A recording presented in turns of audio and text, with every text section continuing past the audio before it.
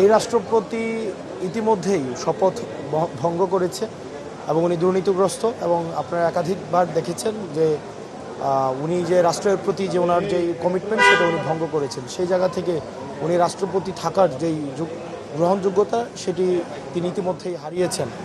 আর উনি হচ্ছেন যে সিম্বল অফ ফেসিজম। দিন শেষে আমাদের এত জুলাইয়ের পর আমরা আজকে যে এই সংসদটি পেয়েছি, যেখানে আপনারা দেখেছেন একটা ডিফাইনিং মোমেন্ট। আমাদের এই ডিফাইনিং মোমেন্টে ফেসিবাদ বিরোধী প্রত্যেকটা রাজনৈতিক দলের অধিকাংশ রাজনৈতিক দল আজকে অংশগ্রহণ ছিল। সেই জায়গায় আমরা আজকে যে সিম্বল অফ ফেসিজম, একদম এপিটম অফ ফেসিজম, চুপ্পুর উপস্থিতি আমাদের কাছে এটা কোনোভাবেই প্রাসঙ্গিক মনে হয়নি।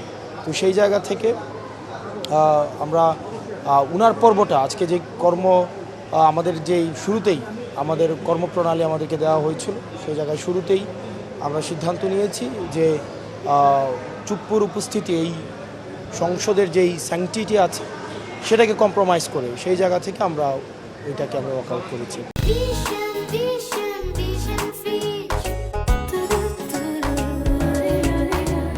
দেখেন, অভ্যুত্থান পরবর্তী সময়ে আমরা একটা নির্বাচনের মধ্য দিয়ে আবার আমরা একটা নতুনভাবে আমাদের নিয়মতান্ত্রিক গণতান্ত্রিক প্রক্রিয়া শুরু হয়েছে। সেই জায়গায় আবার ওনাকে দিয়ে শুরু হতে হবে। আপনারা যদি ওই রেফারেন্সটা আনেন যে গত বছর 2024 8ই আগস্ট সরকার গঠন প্রক্রিয়ায় উনি উপস্থিত ছিলেন, ওটা বিশেষ একটা পরিস্থিতি ছিল এবং সেই সময় আপনারা জানেন যে আমাদের সার্বভৌমত্ব, আমাদের নতুন সরকার গঠন করা, আমাদের law and order situation restore করা, আমাদের এই যে সার্কামস্টেন্সিয়াল বিষয়গুলো কিন্তু আপনাকে আমলে নিতে হবে। কিন্তু এখন যখন আজকের এই পরিস্থিতি তৈরি হচ্ছে, আমরা নিয়মতান্ত্রিক নির্বাচনের মধ্য দিয়ে অংশগ্রহণমূলক একটি নির্বাচন হয়েছে, সেটির মধ্য দিয়ে আজকে যখন নতুন করে আমাদের সংসদ পরিচালিত হচ্ছে, অংশগ্রহণমূলক একটি সংসদ পরিচালিত হচ্ছে, তো সেই জায়গা থেকে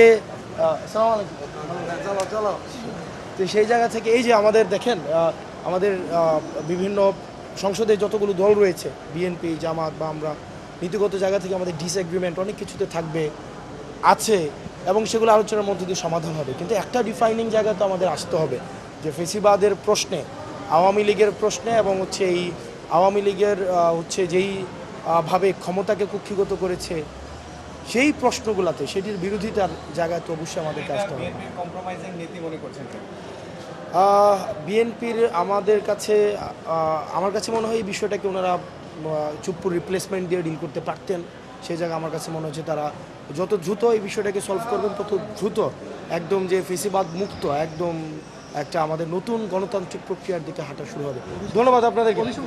আমরা এটার দাবি জানিয়েছি, আমরা ইমপিচমেন্টের দাবি জানিয়েছি এবং ইমপিচমেন্টের দাবি সুযোগ দিয়েছি। এখন